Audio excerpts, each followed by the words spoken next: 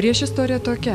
Šiauliuose 91 metų vasarą apsilankiusi Lietuvos televizijos filmavimo grupė parengė reportažą apie čia esančią Kiniją. O po kelių mėnesių žuvo vienas iš reportažo herojų Moškus, Arvydas Kmieliauskas. Prašom. Koks vardas tavo? Poškus? Moškus. Vardas čia? Ne, pravardė. O sakykit, kuo ypatingas šis namas? Čia daug kas gyvena. Visi čia susirinkusieji? Nu, čia kas atein, o kas išein. Nu, šiaip aš čia gyvenau kažkada, čia paišiau. Prieš kiek metų? 3-4.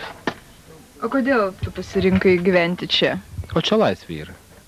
Pasakyčiau, kiek porą žodžių reiškia apie namo praeitį. Nežinau, daug versijų yra labai, bet sako, kad reiškia, nu, tas mūsų šeimininkas seniau vadinamas, Žilius. Jisai vietoj per šventės tais stagnacijos, kaip dabar priimta vadinti laikais, gamindavo ne Tarybų Sąjungos, o Kinijos vėliavą. Nu, man atrodo, nuo to pavadinimas ir kilo iš viso šitos buveinės. O dabar, kas čia ypatingo dabar šiomis dienomis? Kodėl čia jūs kažkaip labai keistai atsiliepėt apskritai? Tarsi šitas namas, ar čia gyventojai apgaubti tam tikrų paslapčių?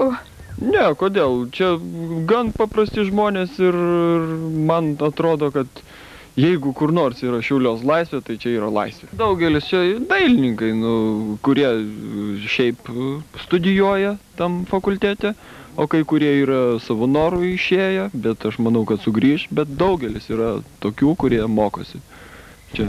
Čia aš tai suprantu, kad čia panašiai kaip bendrabutį, tik šiek tiek geriau, kažkodėl man taip atrodo. Nebūna komisijų jokių, nieks galvos, atsiprašant, nekvaršina. Senio toks nusistatymas, kad priimt gyventi tik studentus čia.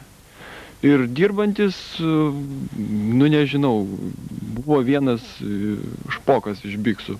Vienintelis gyveno, bet jis pratempė vienus metus ir, kaip sakoma, surinko šmutkės ir...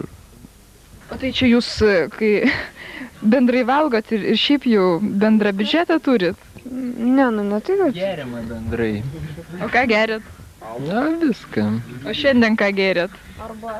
Arbatą. Kai kas alų. O kiek kainuoja šitas jūsų pragyvenimas per mėnesį čia? 17 rublių ir tu čia gyveni. Man atrodo, kad jūs jaučiat savotišką nostalgiją, kad čia nebegyvenat. Gal ir nostalgija, bet čia gal yra ir tai, kad, nu, apie kažkokį praeitą laiko tarpą vėl čia yra. Ateinam į ten, kur mes kažkada gyvenom. Va. Ir tai gali būti ir nostalgija, kartais būna ir pyktis, ir labai nuostaba, kad čia taip gyvenam. Va. Viskas kartu tai yra. Bet tai yra kažkoks jau praėjęs, jau praeitis yra. Tai po kurio laiko ir nebetraukia grįžti praeitį, man atrodo, praeitas vietas? Noris būti savim. O jūs čia buvote savim? Buvom. Bet dabar jūs jau nebe tokie, kokie buvot? Kai laiptą palėpi, visai kitoks nori būti. Visiškai. Nori kažkokį kitą etapą pradėti gyvenimą. Dabar Buvo mes nerūpestingi čia. Mūsų ir tie laikai, ir kada viskas ir pigiau kainavo, ir paprasčiausiai gyvendavai, maitindavais iš kažko, kur eini draugų gauni kažką, dar kažką. O kur čia buvo pradžia viso ko? Nu, čia buvo pradžia. Buvo pradžia kaip ir viskas. Kas gimė, kas atėjo mokytis, kas atėjo čia. Pradžios net ir nėra. O pabaigos? Irgi nėra. Ir nebus? Ir nebus. Čia yra tik etapas kažkoks gyvenimo. Vadinkim tai alternatyva kažkam, kas nepatinka man. Alternatyva tam, pasaulio anam. Ir to yra, ir ano. Yra išraiška čia buvo. Ar tai alternatyva gyvenimo mūsų, kitiem, va čia buvo išreikšta. O dabar mes kaip išeinam iš to, mes vėl išeinam tą pasaulį ir turim gyventi taip kaip... Bet tai nereiškia, kad kiti pasuks jūsų keliu ir pasirinks vėl tą patį gyvenimo kelią. Ačiū Dievui, tegul jie pasirinks savo variantą, koks jiems atrodo labai geras yra. Nu, mum išėjo, kad buvo toks variantas, va.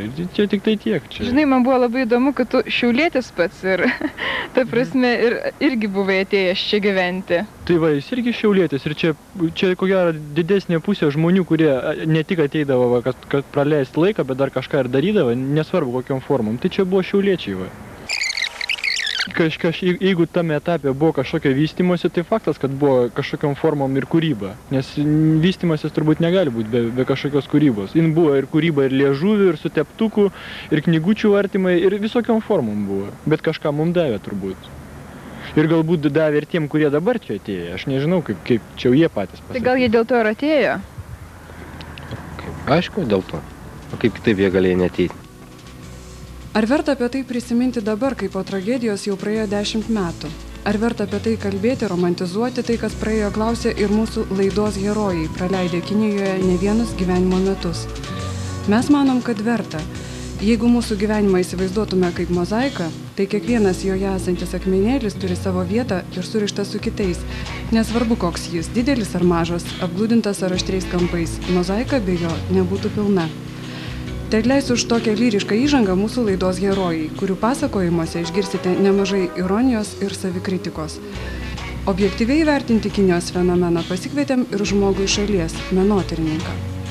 Sakykime, yra miestas kaip teritorija, yra tam tikros vietos energetinės, kur būrėsi menininkai, kur dalyjasi idėjom, jausmais, emocijom, ne tik kūrybiniam, bet ir meilės istorijom, visais transais ir visom ekstazėm. Ir iš tų erdvių išsirutulioja nauji meniniai judėjimai, nauji stiliai, nauja pasaulėžiūra. Tai šią prasme mes žinoma galim kalbėti apie Kiniją kaip apie fenomeną, kaip apie labai svarų fenomeną, kuris suteikia Šiauliams savo stilių, savo veidą visos Lietuvos kontekste. Aš turiu galvoje visų pirma muziką, visų pirma biksų kultūrą, jų filosofiją, po to dailininkų grupė, atskirų asmenybių braižą, kuris čia būtent subrendo ir kurį inspiravo tą patį Kinijos aplinką. Visais laikais šeimininko psichologija yra daugmaž ta pati. Įsileis tuos žmonės, kurie sukeltų kuo mažiau rūpesčių. Ir dabar pilni skelbimai laikraščių, kad išnuomočiau ten tokią ir tokią ten patalpą, ar ten kambarį, ar butą 2 tvarkingoms studentėms. Juk nieks neprašo, kad išnuomočiau tenai 10 visai išprotėjusių kokių nors ten pusiau menininkų, pusiau valkatų, pusiau narkomanų. Ne, to niekam nereikia, bet vat kažkaip taip išėjo, kad šalia stovinčių kelių namų šeimininkam kaip tik tokia publika patiko, arba jie mokėjo su ją komunikuoti, nesukeldami nei savo, nei mum didelių problemų, nu, va, taip kažkaip karta po kartos ten ir keisdavos būtent tokia publika. Kinijos fenomenas yra to laikmečio užspaustos visuomenės, kur reikėjo tam tikros kažkokių salelių savo idėjom, visą kitą. Šiais laikais yra per daug laisva visuomenė, kad aš netgi daugiau matyčiau, kad šiais laikais tie, kas tuo metu būtų, sakykime, gyvenę Kinijoje, jie šiandien yra ne Lietuvoje, veikia kažkur kitur išvažiavę, kažkur daro ir mes apie juos kartais girdim. Tai yra iš tikrųjų žmonės norintis kažkokios veiklos, renkasi tą terpę, kur tai veiklai pasireikšti, yra geresnės sąlygos. Kodėl buvo Šiauliuose tuo tarpu įdomių žmonių. Taigi ta Kinija susidarė ne vien iš šiauliečių. Dalykas yra tas, kad buvo tarybinė kariuomenė, visus ten griebė, kas neįstojo į Vilnių, šoko į Šiaulius, kad nebūtų paimtas į kariuomenę. Tuo tarpu čia buvo, nu, kaip pasakyti, priplaukia tokių žmonių, kurie, kad neišeiti į kariuomenę, bet neįstoja į Vilnių, bet gan gerai pasiruošę su tam tikrom irgi idėjom, čia bazavosi ir, nu, kažkokią vis tiek tą orą sudarinėjo. Kinija apskritai paėmus pagal tą laikmetį, va tam gan papilkavusiam Šiaulių miestą, va toks išskirtinis spalvingas kampelis, ta prasme, kur gyveno ir gerokai pričiuožę, prisisukę žmonės ir plius tuo laiku bent jau, kai nebūdavo kažkokių tai klubų, arba tie klubai buvo minimalūs. O galėčiau iš tikrųjų palyginti su šios dienos normaliais klubais. Tuo metu, prieš 10-12 metų, tuo klubu buvo Kinija, bent jau man. Nu, kur vyko įvairios atrakcijos, nuo visokių pasisėdėjimų, muzikų, baliukų, kas be ko dainavimo, taip, iki kažkokio menų kūrimo, pasikeitimo mintim, idėjom ir, nu, sakau, skalė labai plati, veiklom. Anuomet, kada nebuvo tų pačių kompiuterių, ar ne, kada net ir ta rašytinė literatūra buvo pakankamai ribota, nu, ten tie samizdato leidiniai, Tai viena iš greičiausių, efektyviausių ir geriausiai patikrintų tokių komunikacijos priemonių buvo bendravimas tiesiogis. Kad nesirausti 100 knygų arba kažkur tai draugo rekomenduota knyga, draugo rekomenduota. Kai jis papasakoja visiems kitiems, kad buvau Piteryje, man davė tokią knygą ir jinai verta skaityti, tai būdavo pats svarbiausias dalykas. Nes tos knygos nebūdavo nei Višinskio bibliotekoje, nei kažkur tai kitur. Dėl to mes tuose būreliuose ir trindavomės, nes tai vienas prisiveždavo kažkokį tai albumą iš kažkur, tai visi kolektyviai žiūrėjom ten kažką, vieniem įdomu, kitiem neįdomu, kažkas atsiveždavo įrašus iš kažkur, tai vėl kurių nebuvo galima taip laisvai gauti. Ir dėl to ir mes laikėmės krūvoj, nes tai buvo geriausia visiems. Nesąmoningai, nebuvom sugalvoję, kad tai yra grupė kokia nors X arba grupė ten Labas rytas Lietuva, bet tai buvo mums patiems pats geriausia forma. Tiesiog aš galvoju, kad čia ne tai, kad yra Šiaulių arba Vilniaus specifika, čia yra to laikmečio specifika, nes tas pats dėjosi ir Piteryje, ir Maskvoje, ir Vilniuje, ir visur kitur. Ir mes iki šių laikų tikrai žinom, kad ten tokios vadinamos grupės, tos Piterio kaip akvariumas ir taip toliau, tai jos būtent apie tą gyvenimo būdą ten ir eidavo jų kūryba, apie tos bemiegės naktis virtuviai su cigaretėm prie Adaro šprotų, ten kažkokio konservų, to indelio ir taip toliau, ten su pusiau nugerto degtinės butelio ir vyno. Kada, sakykime, yra tokia visiškai svetima aplinka, kada visiškai susvetimėjai su pasauliu, tai žinoma atsiranda begalinis impulsas artumui ir jaukumui, tiesiog meiliai.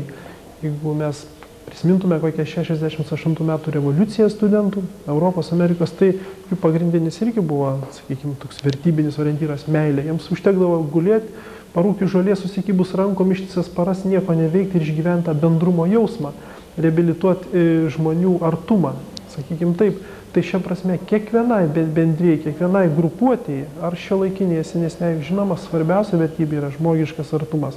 Žinoma, prisigerti kartu, miegoti kartu vienose lovose, atsikelti kartu, blaivytis kartu, kažkur keliauti į Taliną kartu ir taip toliau, autostopu, trankytis po Lietuvą ir Pabaltį. Žinoma, tai buvo labai svarbu. Ir aš, kaip pagalvoju pats, kiek beviltiškai parų būdavo praleista medituojant, kaip sakiau, kažkur susikibus rankom su jomis arba jais, išgyvenant begalinį bendrumo jausmą ir jaučiant, kad kažkas keisis. Arba jeigu tu elgiesi kitaip, tai ir pasaulis tada yra kitas.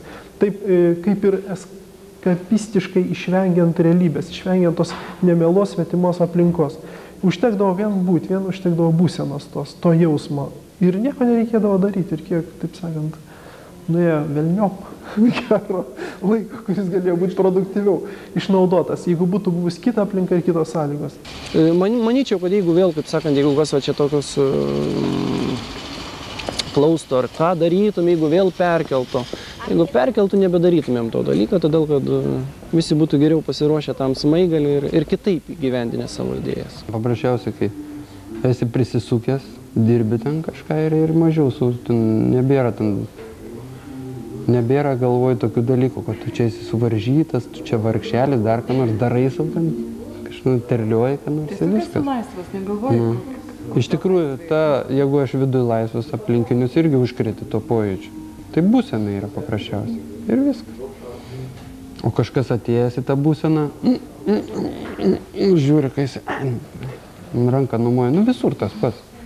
Tai visose armijose arba ten tuose komunizmuose lygiai tas pats buvo. Visi yra žmonės, iš tikrųjų. Ir tiek. Tik tai oficialiuose situacijose ten jau ramiai taip kažkur nulendi viskas. Nes reikia tada vaidinti, kad tu... Tada oficialioje situacijoje kiekvienas atlikinėja kažkokią rolę, žinai. O šiaip... ten visi prau. Taip, dabar irgi tas pats. Tik tai scenarijus biški kitas. Ta prasme, pavadinimai kitokie. Pakoreguoti iš esmės, bet šiaip tai tas pats. Pažiūrėk Rubliovą, suita, ten, žinai, tuštybė. Ką, tas pats. Bet čia iš esmės pasakyta, tas pats kaip tuštuma, tuštybė. Dalis buvo aktyvesnė tuo metu menuose, ten, sakykime, daugiau parodų darė, daugiau kažką reiškės, daugiau kažkokių taip pretenzijų gal turėjo. Vieniem daugiau jos pasiteisino ten gyvenime, kitiem mažiau, bet tai... Aš vis dėlto negalėčiau taip sakyti, kad ten viskas sproginėjo kažkokiais talentingais menininkais ir kūriniais ir akcijom. Nebuvo to iš tikrųjų. Jeigu taip nuosekliau pasižiūrėtume, buvo vienas, antras dailininkai, buvo vienas gabus, valingas menininkas, kuris subūrė aplink save kitus. Visų pirma, aš turiu galvoje Samienį, aišku.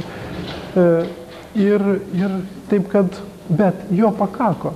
Pakako tam, kad dar kelis metus, vos ne visą dešimtmetį būtų formuojama viso Lietuvos jaunimo pasaulėjauta, jausmingumas. Turiu galvoje visų pirma biksų muziką. Kada biksai siautėjo kokios sporto rūmose Vilniuje ir visas Lietuvos pažangiausias, progresyviausias jaunimas rinkdavosi didžiausią miniom į jų koncertus. Super koncertas, super grupė Biks ir super koncertas Biksomanija!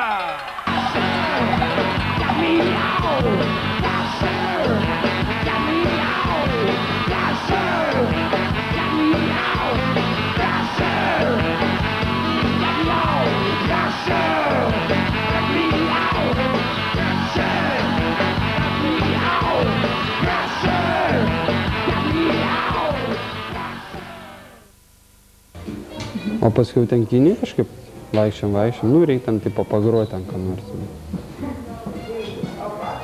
Nu taip ir prasidėjo, aš ten klepė kažkaip buvau maigęs, muzikalkė, žinai. Ir prasidėjo kažkoks lipdyms ten. Nu bet ten toliau ir nusilipdė ten į roko klubą, žinai. O tą Kiniją, dar gyvenom Kinijai, kai pradėjom ten groti. Bet ten jau tas, jau nebe dailininkė nebuvo ta pusė. Nu, nors tokia pusiau pereinamai. Nes jau pradėjom važinėti, kai ten jau buvom ir Berlyną išvažiavę, kai dar Kinijai gyvenom. Kai ten visus tos kambarius išpaišėm, irgi jau ten buvo. Kažkoks geras užsisukimas buvo naktį. Grįžti naktį, nu, po repetition visokių ten grįžti ir puolė ten viniuodžinį. O Moškas sublėdo, ten varydavo visą dieną. Nu gerai ten, vaikas savo.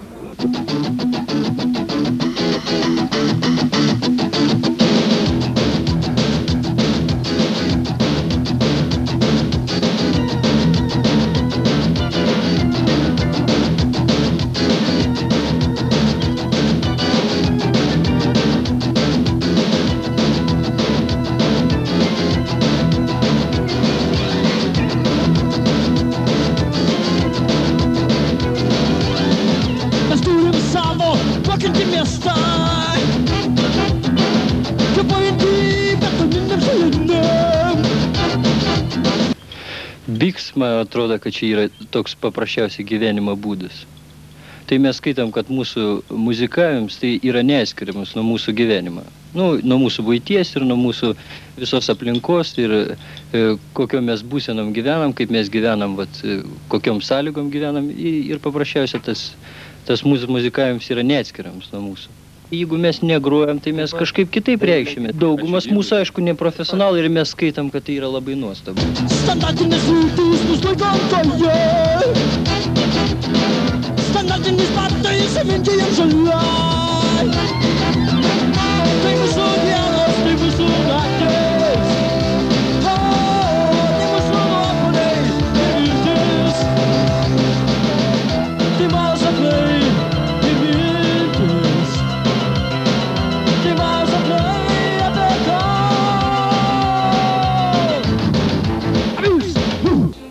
Nu kaip toks, jeigu tu sakai savo, kad tu jau kažką pasiekei, ateina vėjas ir tai pradeda purtyti. Bit. Nu ir kiti taip amžinatilsi. Per tą Kiniją ir per tą laikotarpį praėjo tam tikrą grupę žmonių, kurie gal jie nebuvo nei protingesni, nei gabesni, nei kokie nors kitokie, geresni negu kiti, bet jie gal buvo tik tais kitokie arba labiau linkę rizikuoti su savo gyvenimu. Na, aš turiu menį eksperimentuoti. Na, vieni iš jų ten daugiau ar mažiau stačia galva nėrė į menus, kiti galbūt nėrė į kokius narkotikus ir kokias tai pijokystės, bet tai tokie šiek tiek su didesniu galbūt diapazonu tos vidinės laisvės arba to tokio nutrūkto galbiškumo, kad vat leist savo.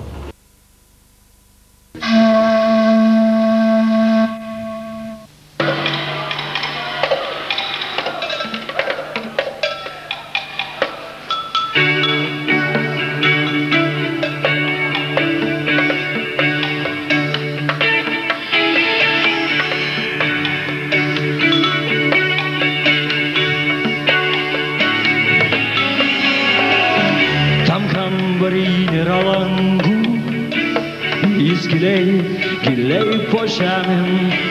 Šitie laiptai veda aukštyn, nors tau visai kitaip atrodo, visai nesvarbu.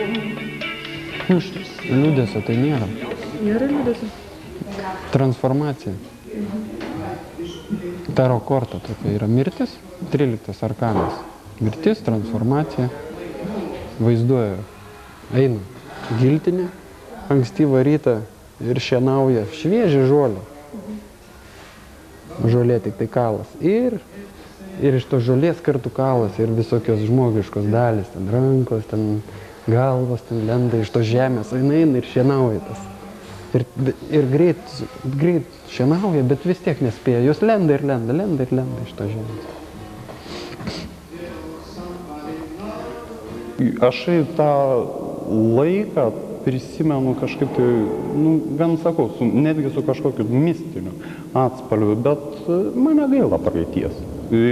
Dabartyje irgi yra gražių momentų, tik tai gal kitaip juos supranti, traktuoji, priėmi, bet kiekvienas momentas yra gražus. Viskas pasikeitė, stipriai pasikeitė. Ir jeigu mano laikais mes būdami 20 metų dar tikrai galėjom sau leisti, skaitykim, ne taip rimtai spręsti apie savo gyvenimą, nes ir mūsų vyresnieji už mus darydavo tos didžiosius gyvenimo apsisprendimus kažkada, baigė institutus ar ten šiek tiek pagyvenę, padirbę, kurdavo šeimas ir taip toliau. Tai dabartiniai vis tiek jie visai kitaip gyvena. Jie jau viduriniai mokykloje labai aiškiai turi apsispręsti, kuo bus, vardan ko jie turi aukoti savo laiką ir taip toliau ir taip toliau. Čia aš manau, kad tokie gyvenimo modeliai, kokie buvo Kinijai, kažin ar jie begali būti vertingi dabartiniai kartai, arba įdomus jie.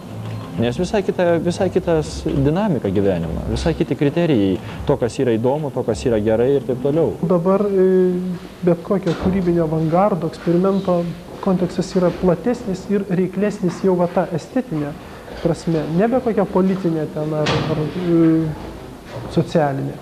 Tai šia prasme kriterijai yra pasikeitę tikrai.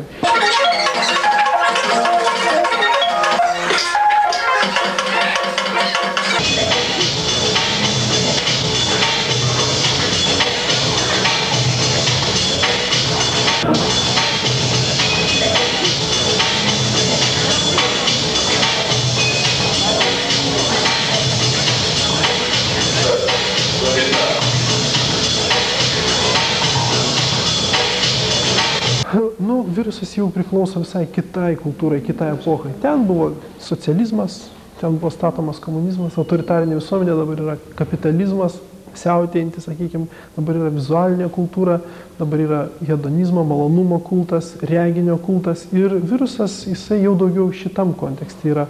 Tai daugiau tas protestas, sakykime, avangardas ir eksperimentas, jisai žymiai labiau susijęs su pasitenkinimu, su malonumu, su žaismingumu. Žodžiu, tai nebėra jau toks, herojiškas, kaip čia pasaulio supratimas arba herojiška poza. Ne, tai yra daugiau tokia ironiškai žaidybinė, kūrybiška realybės aplinkos, tos kapitalistinės, tos vartotojiškos aplinkos interpretacija. Man atrodo, kad kartais išsigąstų, galvoju, kad pradedam jau sirgti tuo subrendimu, kada galvoju, kad jau mes tai daugiau darėm, mes tai daugiau kažkam jėgų skiriam, o dabartinį žiūriu, kartais vaikams sakau, einam į parodų rūmus parodo žiūrėti. Jie nesuvokia, kad iš dailės mokyklos tai yra ateinama, o net važiuojama mikroautobusiuku. Tai man kažkaip taip, visas tas jų fizinis šiandien dieną, bet visumoje tai turbūt irgi tai ir tarp jų visokių yra. Ir mes vis tiek, tie, kas žiūrim iš šalies, žiūrim kažkokią bendrą masę, o tais laikais, jeigu žiūri tą bendrą masę, kuri buvo, irgi labai daug tokių, kur šiandien nieko apie juos nežinom, nesakym ir matyt, kad irgi nežinau. Dabar žinai, dėl ko idiotiškiau yra? Dėl to, kad supranti, yra kokia mikroschema. O gal ne, nežinau, dabar yra diskoteka, eini ten pasimirksi lemputėm, tik dėl to, kad tu prisiprogramuoji su kažkūdą. Gal mažiau bendrauji ir tas bendravimas toks yra paviršutiniškas iš esmės. Nors tada irgi tas pats būdavo. Ten ta Kinija, kai tik tai lietė tuos, kuriem būdavo įdomu knaisiotis, bet to visa situacija buvo tokia, kad nebuvo išoriai ką veikti. Tu šiaip paprasčiausiai daugiau ten skaitydavai, bet to buvo daugiau. O iš tikrųjų, ar procentaliai daugiau reikėdavo kažkam skaityti, ar daugiau vodkę gerti. Tai man rodos visą laiką tas pas procentas lieka. Gilintis dabar reikia į patį meninį veiksmą, į meninę išmonę, į vaizduotę, į patį meno kūrinį, į meno pasaulį. Ten atradimai, o ne, sakykime, kažkokiam išoriniam tokiam proteste arba bohemai, tokioj reprezentaciniai, tokioj viešoj. Tiesiog menininkų, jaunų menininkų dėmesys persikelia nuo pozos, nuo gestikuliacijos paprasčiausios viešos į tokį, sakykime, nuoseklų, susikaupusio jauno žmogaus gilinimas į tai, ką jis daro, kodėl daro ir kaip padaryti geriau. Tai yra jau profesionalumo dalykai ir tik tai taip ugdydamas tokį būtent požiūrį, tokį profesionalumą, jis ir galės konkuruoti toj tarptautiniai meno terpėje. Tarp to, patie kontrastų didesnį tarp mėlynų ir balto negu tarp mėlynų ir to. Atrinkti, šviesi mėlynai kaip žinai. Tokį atgal. Ai labai už paklausimą. Jiem viskas kitas. Ką? Aš žiūriu iš pozicijos į ją. Taip tai nėra, žinok, skirtumo. Mes laukiam tą pačią reikia. Tokie trupiniai, ne? Šviesikai. Palauk, gerai. O čia.